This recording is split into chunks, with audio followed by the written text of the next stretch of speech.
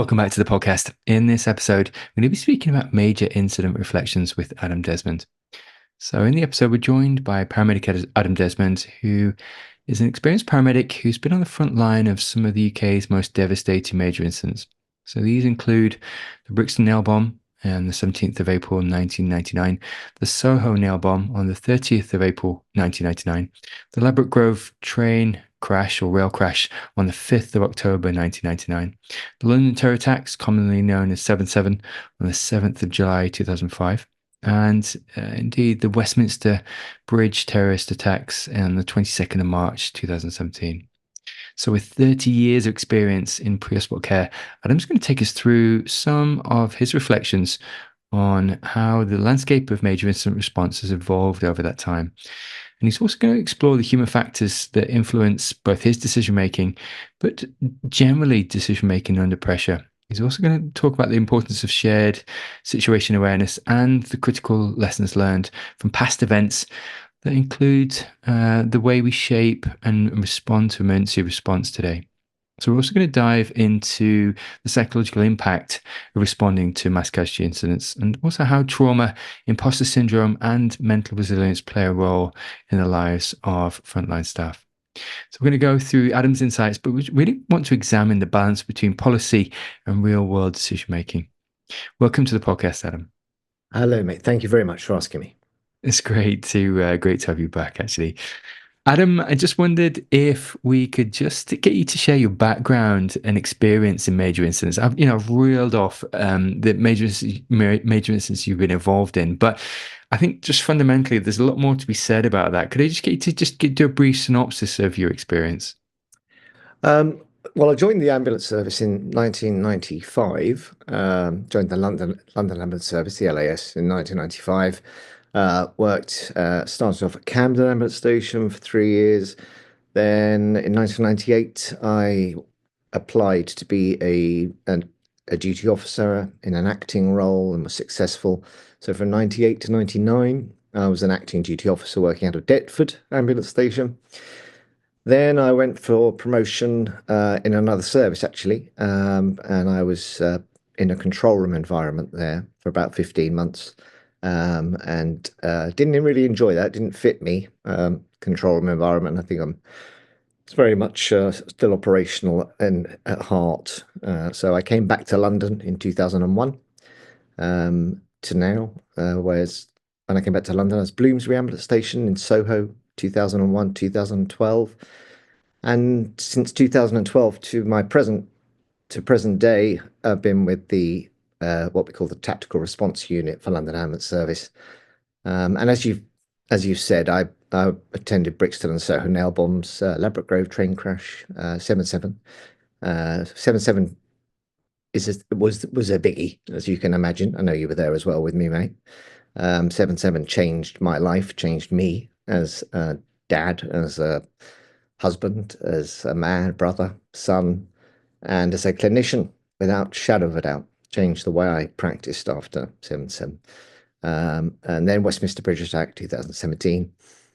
And for about the past 15 months, after encouragement from my wife, who's also a paramedic with London, I've been invited as a guest speaker on human factors in major incidents all across London, delivering a talk about the policy and the reality. The policy is a very good policy. People often think I'm slagging the policy off.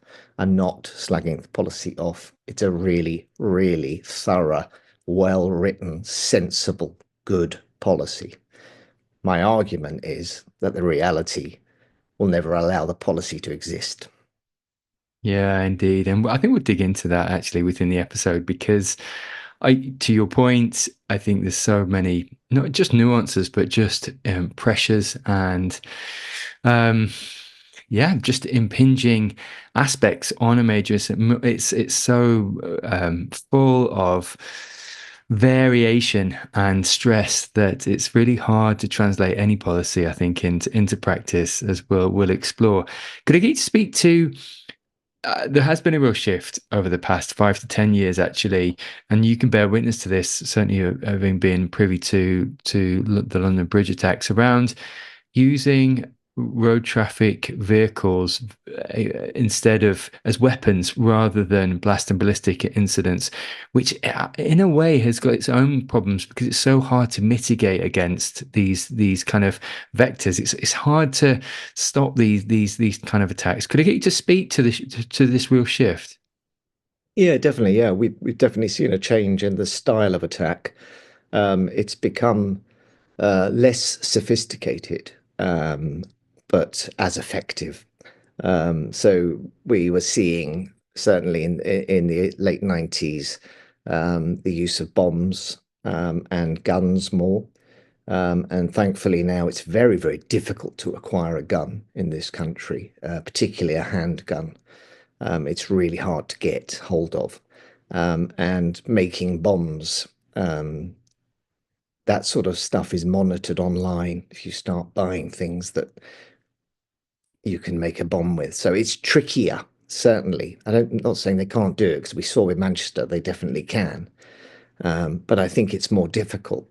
And so, as such, the terrorists have adapted their way of working. And what we've seen with the lone wolf attacks is that they're very, very hard to stop, if not impossible, because they probably aren't motivated by others. They're motivated by the news or what they've seen in their own life, and it's a very personal thing for them. And yeah, they have to do something as sort of risky as hiring a car or a van, and they're ready to go. So we're seeing now blunt trauma as opposed to penetrating trauma as being the main cause of injury, and fewer bomb blasts in injuries.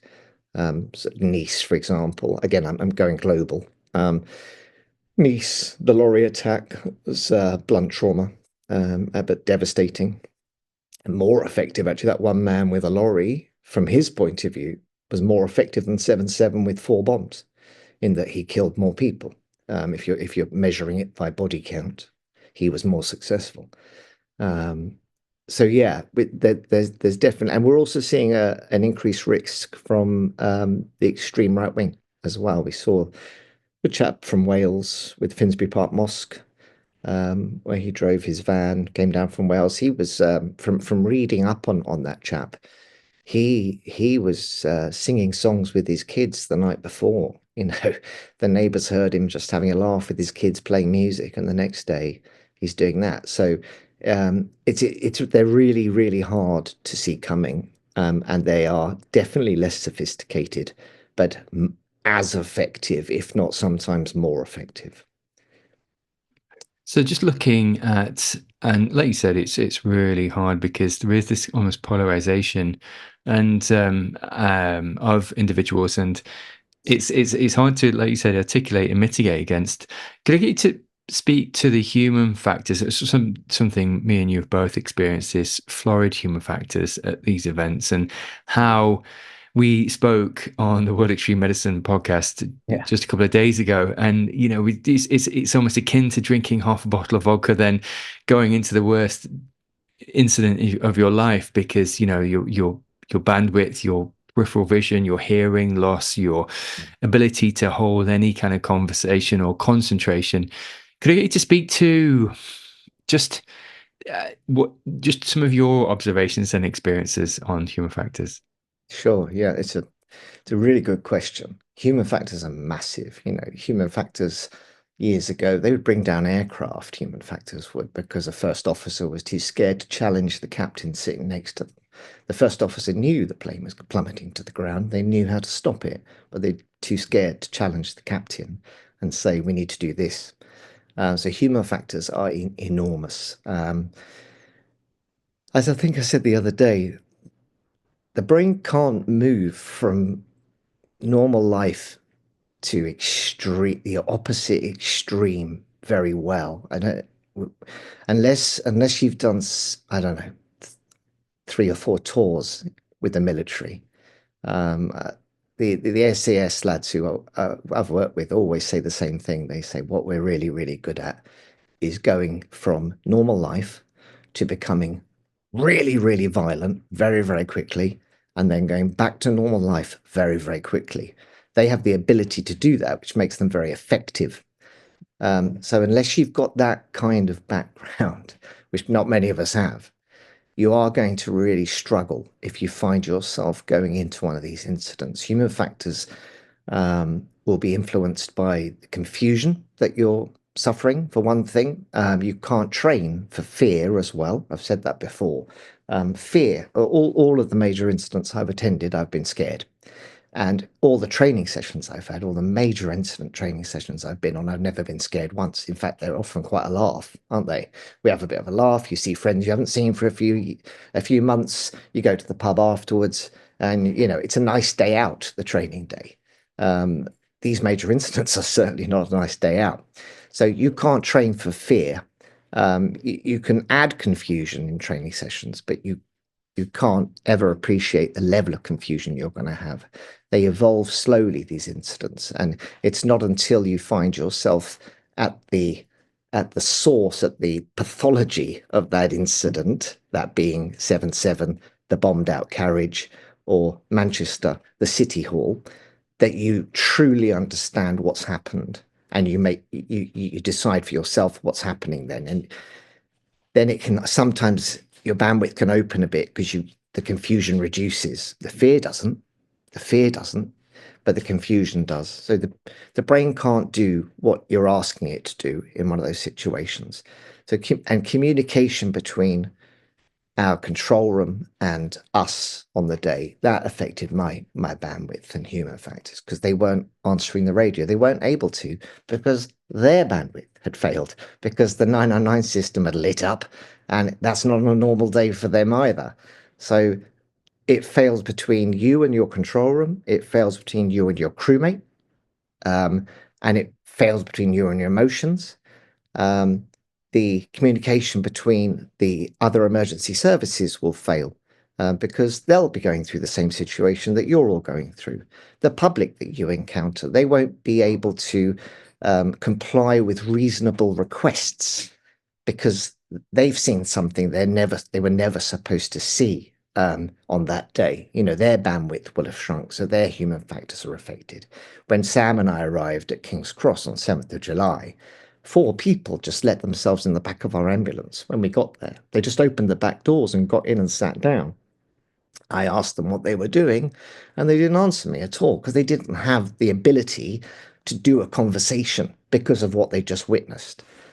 So at 7/7, the things that affected me, my bandwidth and my ability to do my job, were no comms, seeing when we arrived a police inspector being carried like a baby to a police car because he was crying hysterically, not being able to understand how to use the escalators. I couldn't understand which escalator was the one going down, because 2 were coming up, 1 were going down. They were all silver. They were all the same color. I just stared at them, and Sam had to put me on the right one. The heat in the tunnel, 40 to 50 degrees. Do you remember, mate? 40 to 50 degrees heat. Approaching the train, the fear as we walked towards that train, the injuries to the patients we saw, arguing with the LFB at the platform because they wouldn't come in with us, the devastation of the bomb carriage, and everything we saw when we got in the bomb carriage at 7/7. So it's not a normal day, and everything is changing so quickly. As I said, unless you've got that level of experience of dealing with those environments, I'd be amazed if any of us could ever remember a policy on a day like that. No, listen, you make some key points there, Adam, and like you said, I mean, it's an assault on the senses, as you said. The heat, the noise, Yeah, and sometimes the lack of and then the injury pattern, yeah, the enormity, sort of the demand versus supply, the atypical like things you see, like you said, on the day, and all these things are starting to overwhelm you, and also the circuit breaker of, like you said, not being able to a run-of-the-mill day, you communicate with the Emergency Operations Centre, the EOC, on a regular basis, but yeah, losing comms, Yeah, And this thirst for knowledge or thirst for information, which just isn't there yet when you're a first responder, yeah. because no one else has reported this. So there is no methane report until you get there. There is no formula until you're there. And I think, as you said, Really? Oh, would you not say, Owen, there's no formula until it's over? And yeah, well, indeed, it was really indeed, only when I came up 3 hours later or whatever it was at King's yeah, Cross that the system was in place. And as I said at the beginning, I agree with every word of the system, of the policy. I agree with all of it. We need to sort out parking. We need to sort out loading. We need to have help, the safety factors involved. But when we first get there, we first of all need to deal with the dead and dying. That's our priority. We can do parking afterwards, in my opinion. In my opinion. I should add, all of this is my opinion and not necessarily my employer's opinion, but my opinion. Okay. And I'm happy to take it on the chin if someone disagrees with me. But I just, yeah, it's I spoke to Sam last night actually, and the guy I was working with on the day, and the same we both kept coming up with the same word about 7-7. We both felt lonely. yeah, We both felt lonely. yeah. We got split up quite quickly, and after that, we were just so alone. Yeah, well, if I'm being honest with you, Adam, I was working with Ken Murphy on the day. I've done a podcast on it, and I'll put that in the show notes. But essentially, he was I'd only been a year qualified at the time, just over a year, and I had. He was my. I was a bit of a sheep at that time, understandably. I just was really still trying to hone the trade, but and we were together in Aldgate, and that was probably a saving grace for me. Got split up by the time we got to King's Cross, but we stayed together as a crew in Aldgate. And to your point, I it was really difficult. The train was not a platform, so there's a meter and a half off the ground, Yeah, off the yeah, track. It's hot. It's really difficult to discern who's dead, who's alive. And that sounds crazy to say that, but actually the priority one patients we casualty evacuated, we removed, looked dead but had a pulse, so they weren't, we could get a semblance of groaning, and I could barely feel a pulse but could, so there is it's and the light was a challenge. It was really peaceful, if I'm being honest. There was no screaming or shouting. All the people that could have walked or run had done so, but um and peaceful maybe isn't the right word, but there wasn't it's much quiet, noise. It was quiet. quiet. Yeah. But we did get split up when we went to King's Cross, and that was daunting for me. But I'm going to move on to Manchester, but just before we do, because it is a 7-7, and we spoke about this the other day, it was a seminal event. It was, on UK soil, it's been the most significant terrorist attack in history. And your account was extremely visceral. It actually stayed with me since the other day, since I spoke to you the other day, because it not only was so visceral, but to your point, Adam, you just said you went from 5 miles an hour, normal cadence of business as usual. I think you said you'd attended someone with DMV just before, Yeah. and you'd brought them to UCH, Yeah. University College Hospital, and then you went to 100 miles an hour, Yeah. into, like you said, pretty much hell on earth. I just think, just before we do move on to Manchester, could you maybe just unpack, maybe just for a couple of minutes, maybe 3, 4 minutes, just for listeners, in a sense, the visceral nature of what you did experience when you got down to that tube train?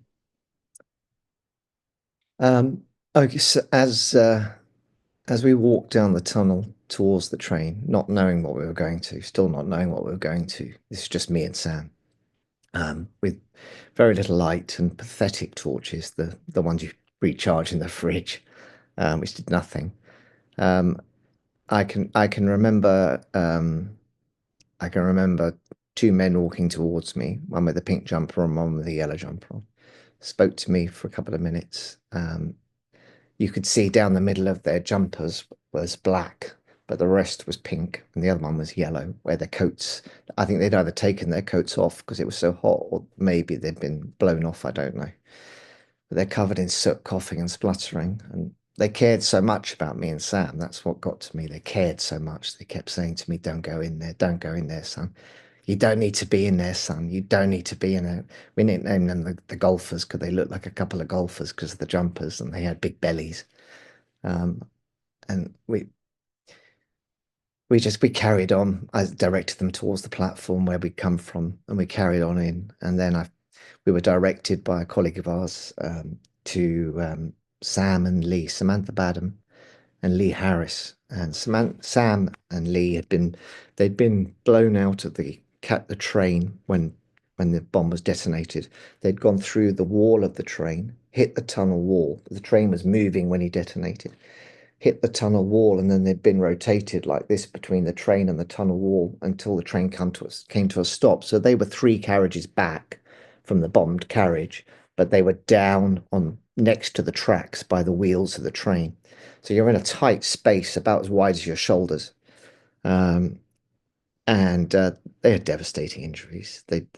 Devastating injuries. There was a dead body as well, about 10 feet from them. Um, Sam had had her right leg amputated, amongst other horrific injuries. We didn't have tourniquets or blast dressings then. We didn't have radios for comms. I remember I cut off my left trouser leg to make a makeshift tourniquet, which didn't do anything, but you felt like you had to try and do something. We gave them lots of drop. We gave them lots of intramuscular tramadol. It's the only pain relief we had at the time. One of the HEMS paramedics who I knew well, Phil Nation, came. He gave ketamine to both of them because the legs, Sam's left leg and Lee's right leg, they were lying next to each other. Their legs, where they'd been spun, had been wound round each other like a girl's plait 3 or 4 times, and we had to undo their legs. And that was horrific. That was horrific because the drugs we gave, I don't think did anything because they just screamed. They just screamed. And then the underground staff brought 2 World War II stretchers that they had on the stations then on the trains, and we loaded Sam and Lee. Sam made it very clear to me amazingly they were both conscious and amazingly they could both speak. But I had to talk very quietly into Sam's ears so she could hear me. If I shouted, she didn't hear me at all. But if I spoke like I am now, she could hear me. And I said, "Sam, we're going to take you out of here now." And she squeezed my hand tightly. And I leant in so she could talk to me. And she said, "Please, you won't leave me, Adam, will you?" And I said, "I'm not going to leave you while we're in the tunnel, Sam. No, we're not. But when we get upstairs, I'm going to have to pass you on to some of my colleagues. And I've got to come back down here." And she seemed okay with that. But I promised not to leave her in the tunnel. And then I carried Sam out towards the King's Cross platform with, I think it was a police officer and a member of the underground staff, a lady in her 60s. We carried Sam out. My crewmate Sam stayed, well, he helped us initially, then he went back to help with Lee Harris, and they took Lee Harris out the Russell Square end. As we got to the platform with Samantha Badham, we placed her on the platform, and one of the fire brigade managers really upset me, just the way he spoke about her. He implied that she should be in a body bag, and I lost it, mate. I lost it, completely lost it. I went for him. It's pathetic, absolutely. Sitting here now saying that I picked a fight. He was about 6'5". I mean, I'm 5'10". It was, and I, I was 33 at the time, but you remember me then. I was not a fighter, and I never have been. It was pathetic, but I was, like I said the other day, my brain was functioning like thalamic level. Yeah, I had no higher function than an angry gorilla, and that's what I became. I just became this useless idiot. Policeman was pulling me off, and it was just stupid schoolboy crap. Um, and then when I went back to Sam, she died, and that's what sticks with me. Is I let go of her hand, mate. Let go of her. I had one job. I had one job. everything she'd been through that day, I had one poxy, easy job that a 5-year-old could have done. Held her hand and not let go. And I let go to have a fight with an inanimate object. And she died while I did that. And that's my trauma to live with now. Um, and because of that, I think I've never forgotten her. Never. Think about Sam every day. Uh, Yeah, that's powerful, Adam. And sort of even just reliving that story, I think, is a powerful reminder that, like you said, we kind of join up for this patient care above everything. And sometimes that's not clinical, that's just being human and holding hands. There's nothing more complicated than that. all she wanted. Yeah, indeed. No, indeed. That story really, I guess, in a way, just frames the context and how challenging the context was, and how much of it was just hell on earth. Absolutely, at that stage. It was, yeah. Yeah. I wondered, Adam, if we could just come to um, some of the critical lessons learned from other major incidents like Manchester. So the Manchester Arena bombing response, and indeed the subsequent coroner's inquiry and national inquiry, um, did give some critical lessons learned. Could I get you to sort of speak to some of those that you've kind of mused on and indeed taught on? Yeah, I mean, obviously, I wasn't at Manchester, and I wasn't at the coroner's inquest, but as I said, I deliver this human factors talk now, so I've read up a lot on the coroner's inquest for Manchester because I was curious just to see would it read similar to 7/7, and it does, which is 12 years later. It's 12 years later. So again, there was a lack of communication and a lot of confusion. Um, Only three out of, well, I know 55 ambulances turned up at the arena. So I'm doing some basic maths and getting 110 clinicians from that. Three, three went into the city hall, the city room, which was the same as the carriage at 7/7. Only three because of the usual failings and understandable failings regarding safety. People worried about secondary devices and not going in, not committing, waiting for the words, is it safe? Is it safe? Is it safe? You know, you and I agreed the other day, asking the phrase on a day like that, asking is it safe is meaningless, pointless, waste of time. There's not a person in the world at an event like that that will be able to reply to you, yes, it's safe, go in. The reason why? It's not safe. You know, when I was standing in the bombed out carriage at 7/7 waist high in body parts, if you'd said to me, if you'd come in and said, Ad, do you feel safe at the moment? I would have said, mate, no, I don't feel safe at all, but we've got to be here. So we need to be asking, what have we done to mitigate risk? What have we done to reduce risk as much as we can? How's the risk looking? So Manchester, the police were already on scene because they were there for the concert when it ended. They were policing the concert. So the police they'd been calling out for ages, saying, "Where are the we need ambulances to the city room." One paramedic went in, Patrick Ennis. He self-activated, who went straight into the city room, and two heart paramedics followed him later. Um, so of the 110 clinicians, three responded. So there was also a poor response from Gold. Um, they were holding resources back too long at RVPs.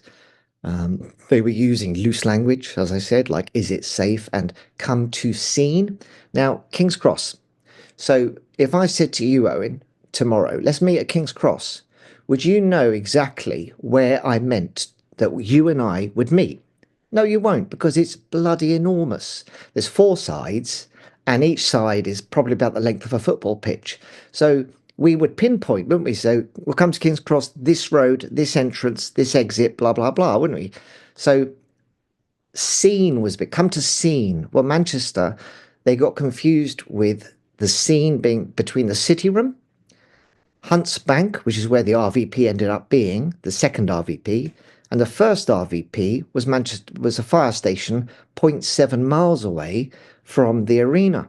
So when police were saying, can we have ambulances to scene, that being the city room where the bodies and dying were, the ambulance control was saying, yep, we've got ambulances on their way.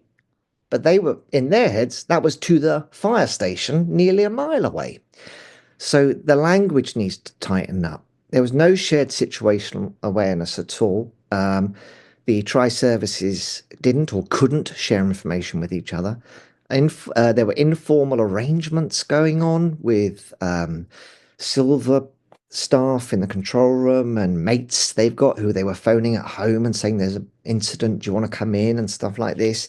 So people were inserting themselves into bronze roles that weren't on the on-call rota, which caused confusion later on.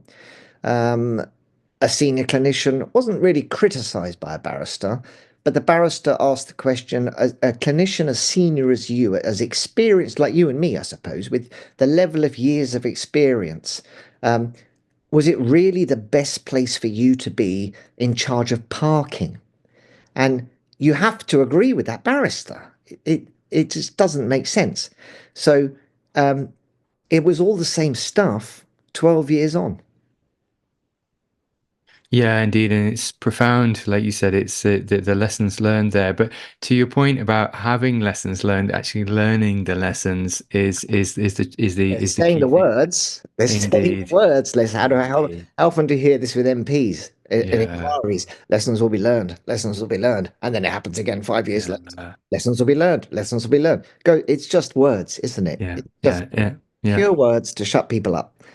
Yeah, What exactly. did And you actually learn? yeah, well, exactly, and I think it's difficult because, like you said, it's there is if there's no tripartite working, there's no Yeah. multi service working, Yeah.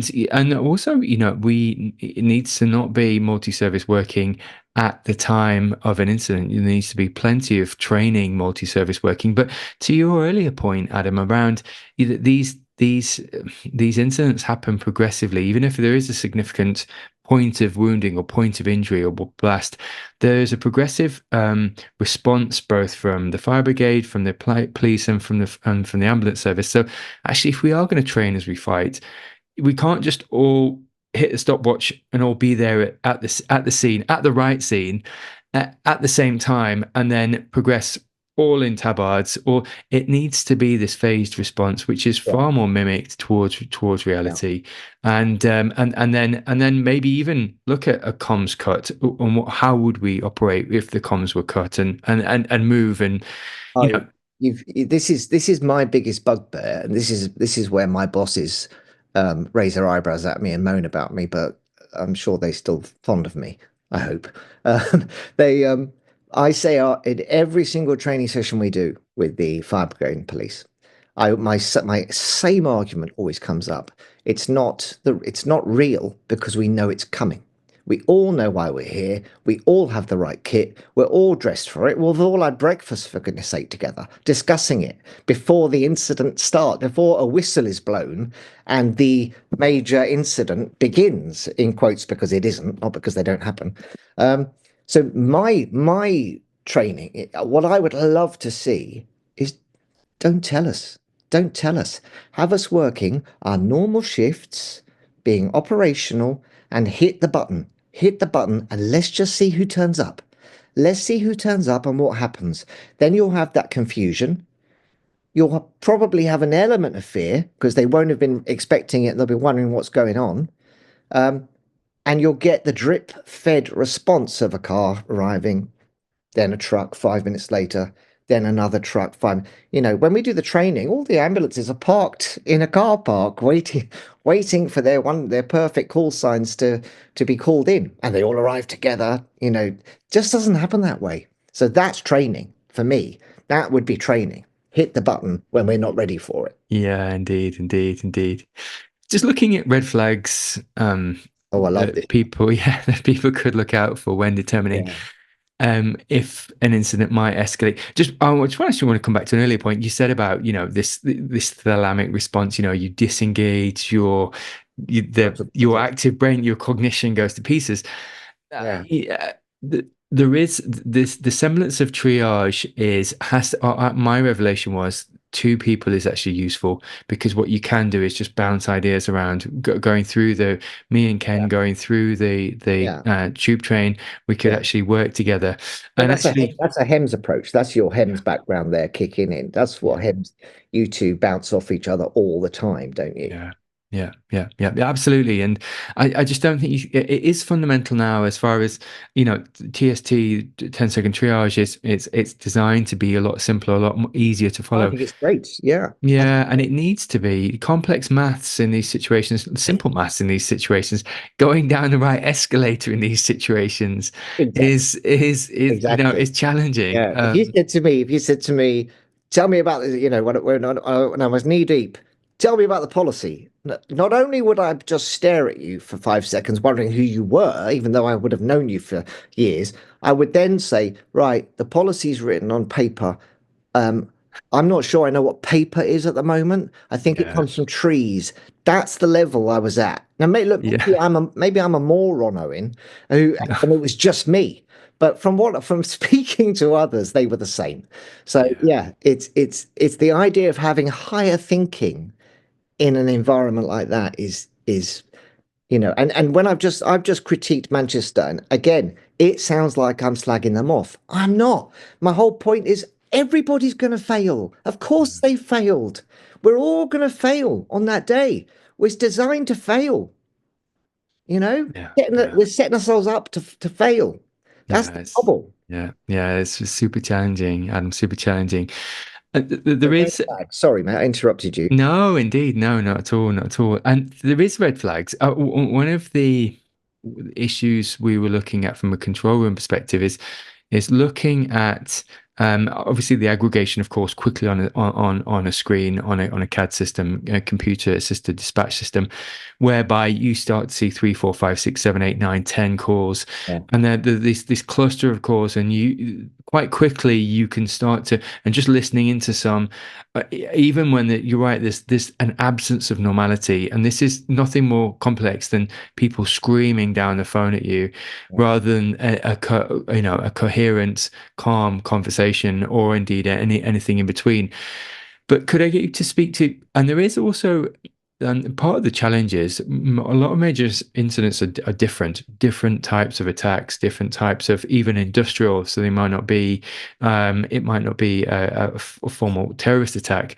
But could I get you to speak to sort of some red flags? One of the interesting ones I was observing is that actually if it's a hazmat incident, there's going to be a lot of people maybe coughing. There's going to be a lot of respiratory pathology you're going to see. You might even see in different contexts dead birds or dead animals or dead fish.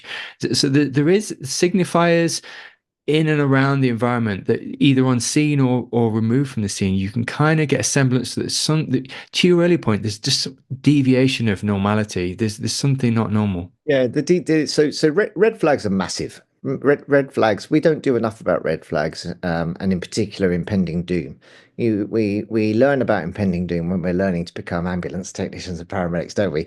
We're told, and somebody having a myocardial infarction will have chest tightness and be sweating and nauseated, and they will have impending doom. They don't tell you what the signs and symptoms of impending doom are, do they? Because again, I've never been to an MI ever who said to me, "Oh, it really hurts. It's really tight, and oh gosh, it's like someone sitting on my chest." And also, I've got a terrible feeling of impending doom.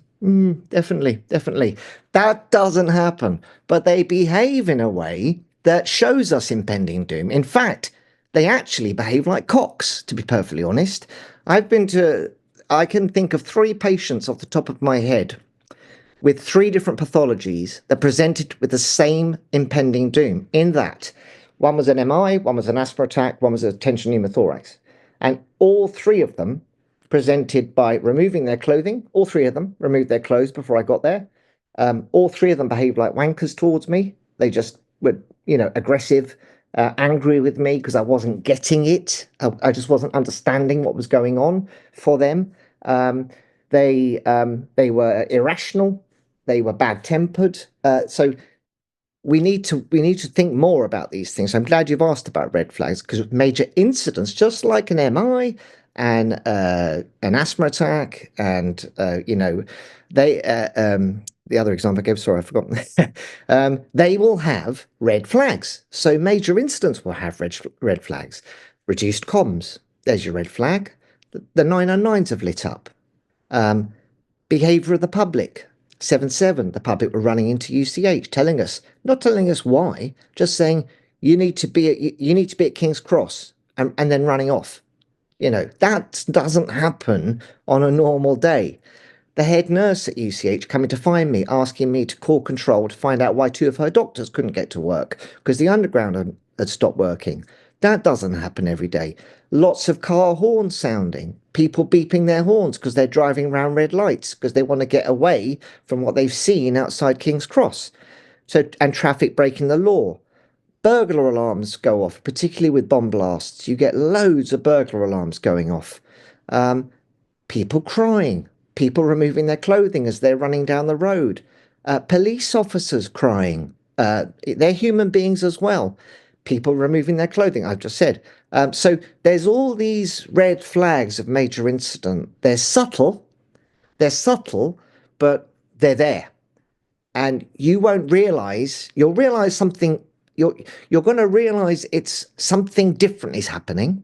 It's going to be in your face that's going on, but it's gonna take some time for you to realize this is a major incident. But all those things I've just said, when you add them all together, they usually equal something big. Something big and something. Life changing.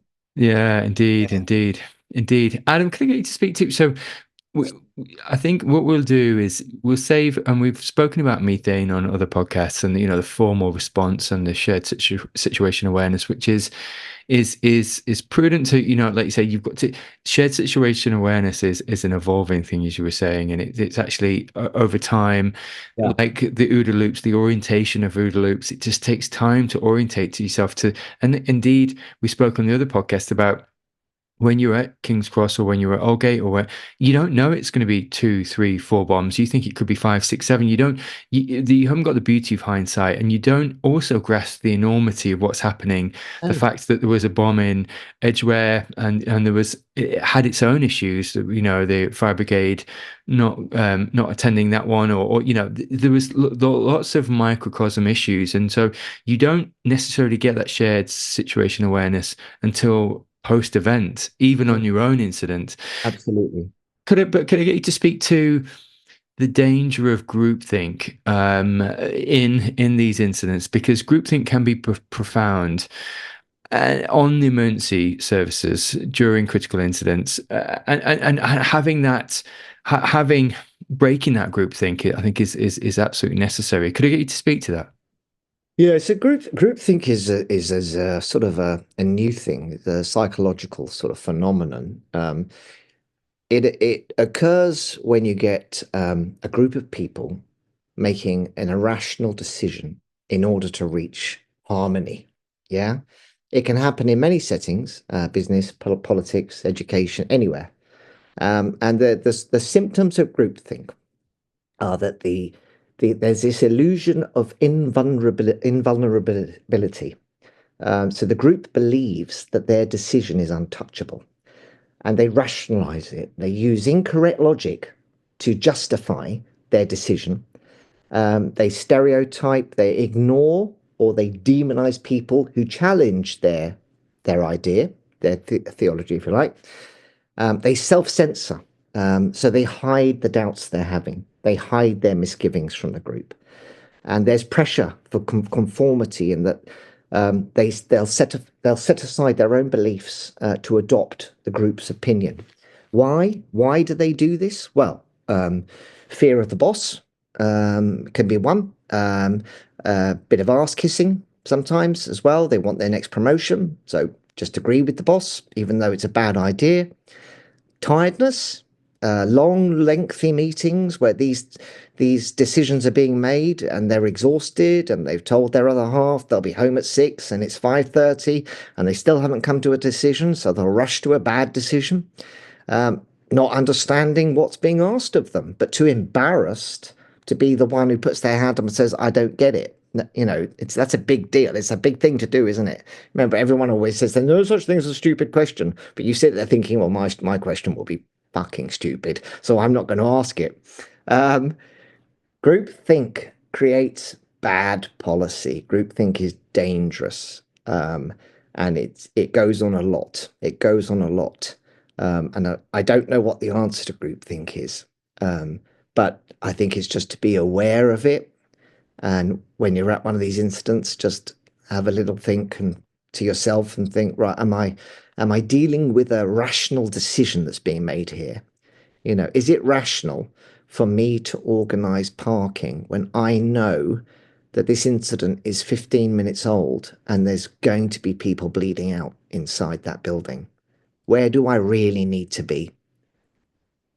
Yeah, no, indeed, indeed, and actually, like you said, kind of breaking that group think, and what I realized quite early on in the formal structure, before the formal structure's set up, it's the action cards for first on scene really should be, and they are, indeed they are, but it really is about, like you said, setting up a triaging system where you're trying to arrest bleeding, going in, opening airways and assessing.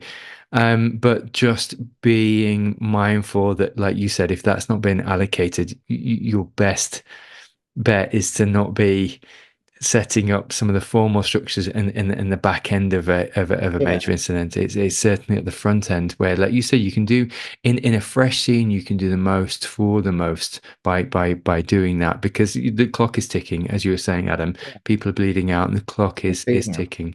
Yeah.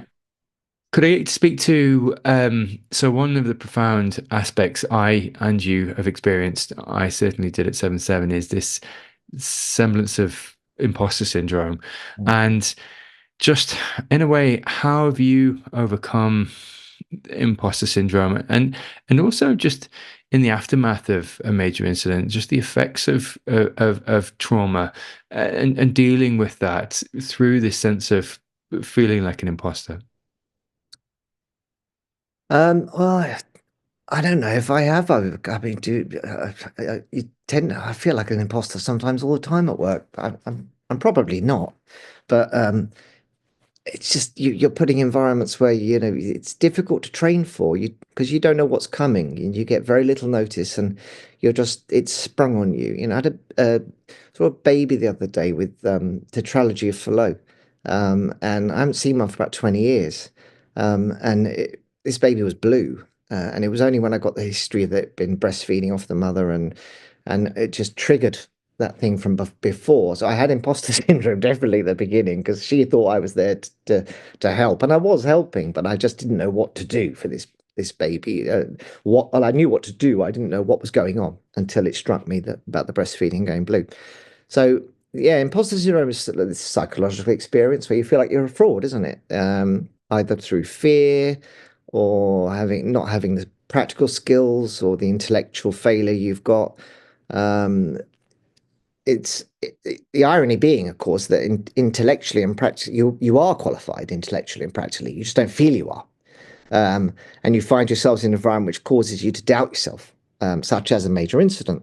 So the for me, the fear of failing. Well, you can overrule that. You can override that one quite easily with major incidents. That is that I can promise you're going to fail. Okay, if you haven't been to a major incident yet and if you go to one, trust me, you're going to fail and fail and fail again and then fail again.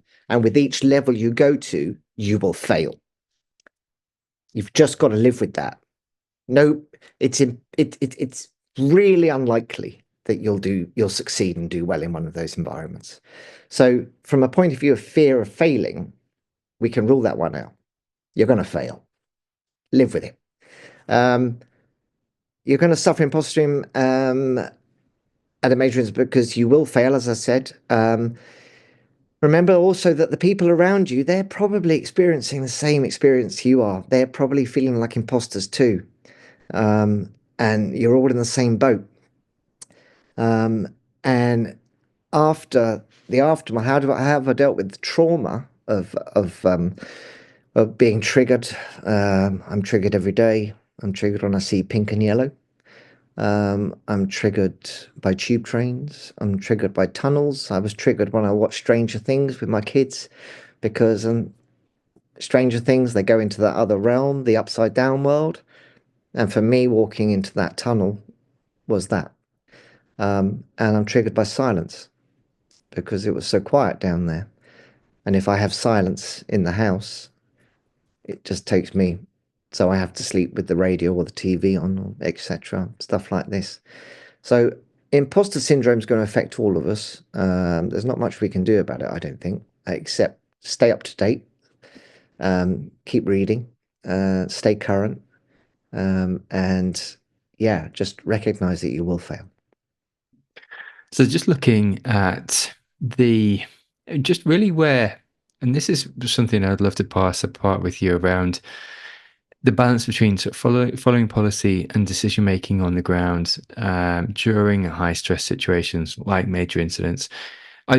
Part of the interplay, I think, Adam, is that there is no, you have the most information on the ground. It's not the control room, certainly not in the initial phases, because you're at the front end. You are garnering what anecdotally is playing out in front of you. So you're dealing with that, and you have to relay that in some formulaic fashion. But could I get you to speak to just that dynamic decision making process on the ground, policy or no policy, versus actually, being fully compliant to the word, the letter of a policy?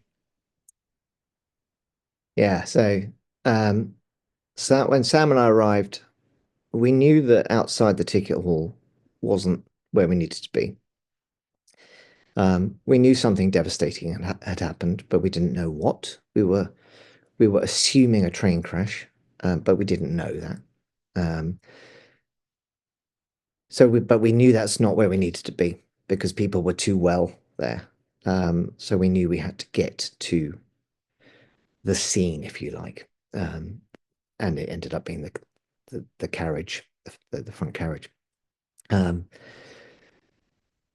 so you just need to keep moving forward. You need to keep directing the walking wounded, do something with them. They're not probably not going to listen to you, but just give them an instruction. Maybe they'll follow it, maybe they won't. Some may just follow you.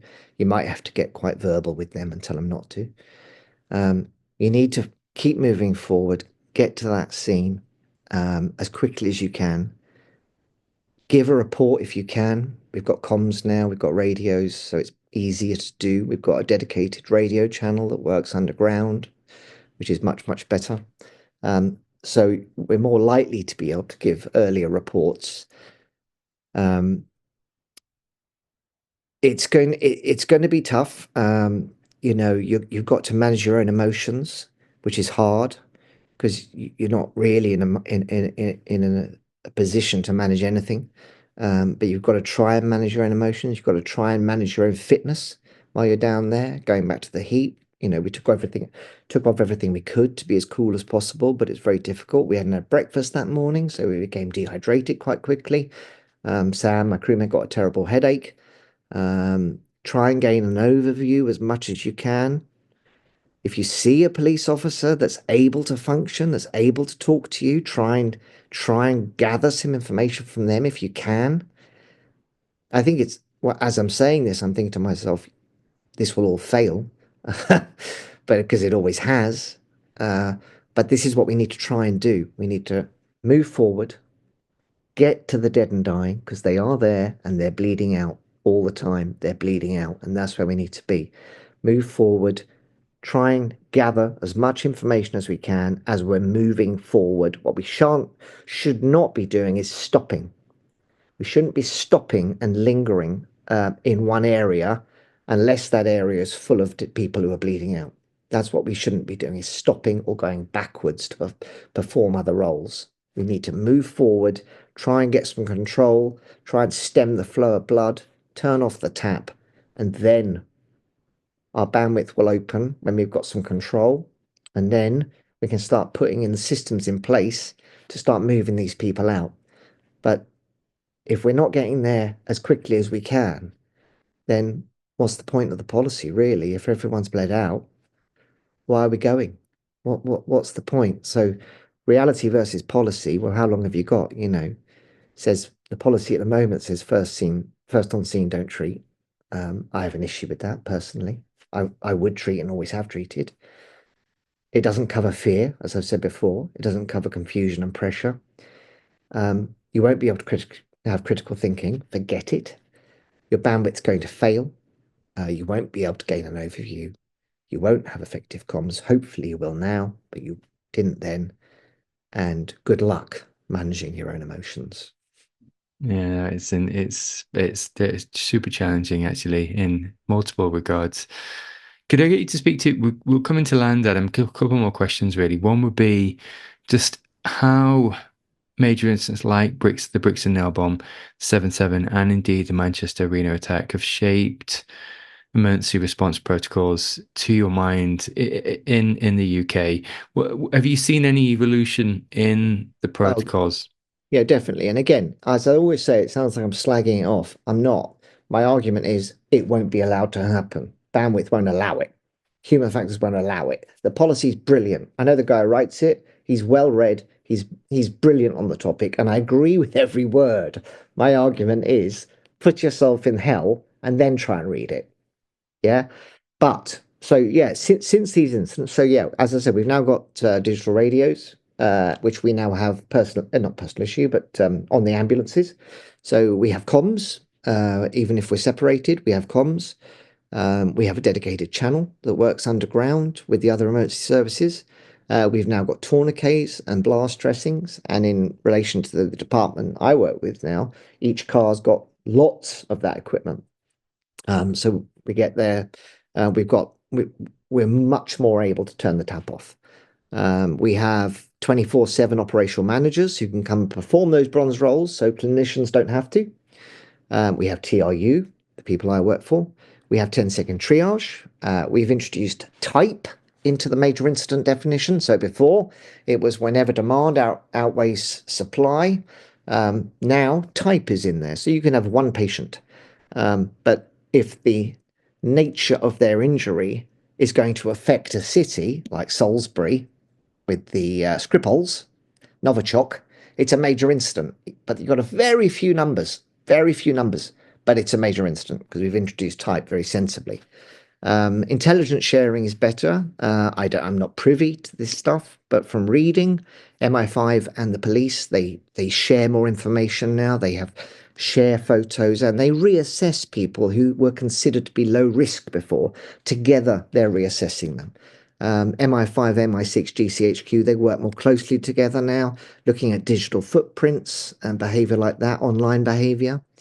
Ambulances, we have a predetermined response now, a computer predetermined response to a declaration of a major incident of 20 ambulances, 10 managers. So a computer will send us. So computers don't get bandwidth failure. They crash, but they don't get bandwidth failure like human beings do. A number of tube stations now, if the underground is affected by the major incident, big cause of delays on 7/7 was ambulances, as we said before, going to wrong locations. Each tube station now has a specific meeting point, as well as an individual code number with exact coordinates on it as well. And every station and all the tunnels have unique numbers so they can easily be identified. The underground, they operate now gold, silver, and bronze like the emergency services do for their major instruments. So it should tally. If the power goes down, the underground staff they now can get the police to come and drive their vehicles to scene on blue lights for them, so they can get to scene to turn off power for us much quicker. There's multi-casualty first aid kits all over London. I think 170 locations all over London. Key agencies trained together. So we've done a lot. We've done a lot to try and improve and make it better. And I think it will help on the day, and it'll certainly help with prevention. But a lot of this, certainly from the point of view of communication, we've made good advances that should help on the day, and yeah, hopefully will be more effective.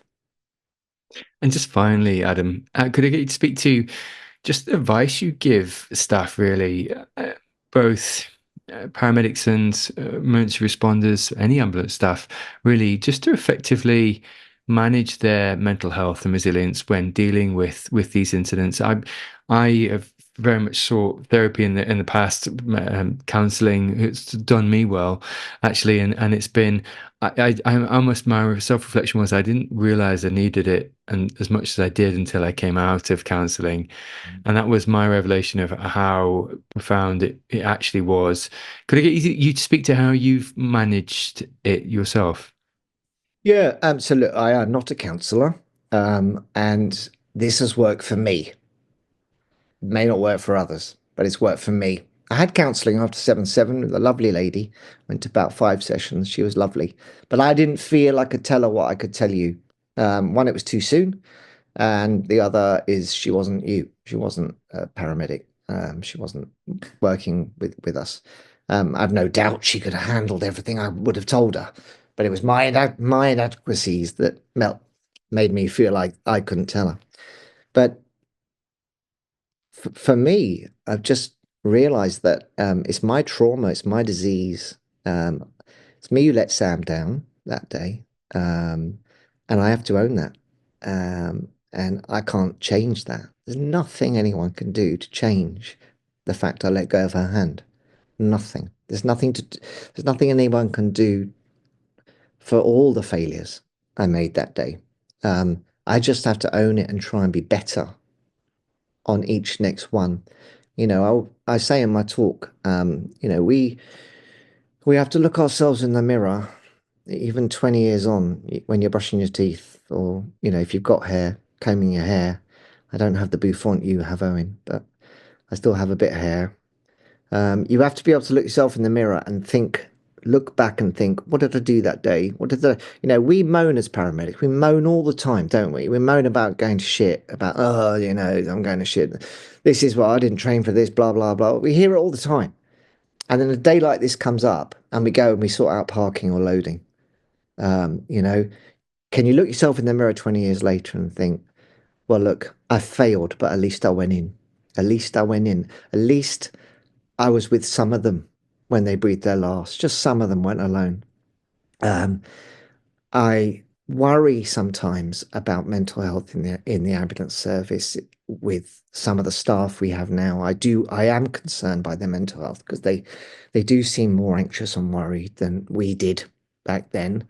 I'm going to 99-year-old patients in cardiac arrest who've just died. And there's a resus protocol taking place for some reason. And when that 99-year-old is pronounced, end of life, or we terminate the resus, I'm seeing tears from some of my colleagues, some of these people, and I'm just thinking, gosh, if you're getting upset by this, I mean, personally, I cry when we get ROSC on those patients. That's when I cry. Uh, but if you're crying when one of these lovely, they've had their life, they're 99, um, strap in for 7-7. Strap in, my friend. Because fucking hell, you're going to get hit with a mallet. A big fucking mallet. So strap in hard. And so ask yourself, am I in the right job? If you don't like dog shit, don't be a dog walker, would you? Why would you be a dog walker if you don't like dog shit? Um, and I also often talk about this magic pill. If a psychiatrist said to me tomorrow, here's a magic pill, Adam, take it once. All the pain will go forever, all the sleepless nights, all the fear of silence, all the sleeping with the radio on, and all that business. It'll go. You won't. You'll forget all about how you let all those people down. It's not what. There's gun to my head. I would never swallow that pill, Owen. Never. What kind of selfish, self-centered wanker would I have to be to sit there and say my day was worse than hers? My day was worse than theirs that day. You know, I can still breathe. I've got arms and legs. I can walk. I've had children. I've had marriage. I've got life. They did. they didn't get any of that. So how dare I feel sorry for myself? How dare I? So no, I would never, ever swallow that pill. So if you're able to, for me, this works. Own it, almost celebrate it. I know that sounds mad, but celebrate the fact you tried. You tried, you know? And to your point, Adam, it changes you fundamentally as a person. It's changed me.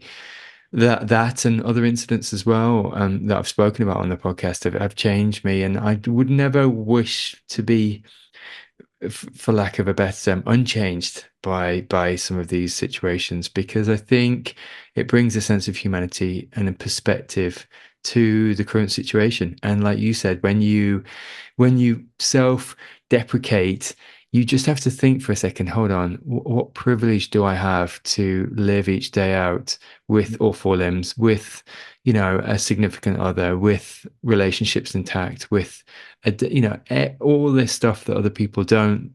Yeah. So bearing witness to this atrocity sometimes actually gives you a depth of perspective that you wouldn't have had otherwise. And Yeah. yeah, it's profound. It's profound. It is, mate. It is. Yeah. I think, just to finish, sorry, mate, just the the issue with the policy is it's a well-worded, unemotional document written in an unemotional time about a very, very emotional event. And that's why we're going to struggle with it, is that we won't be able to do that because it's a on the day it's personal experience, it's overwhelmingly emotional, and you're not going to have an analytical mind to be able to process words.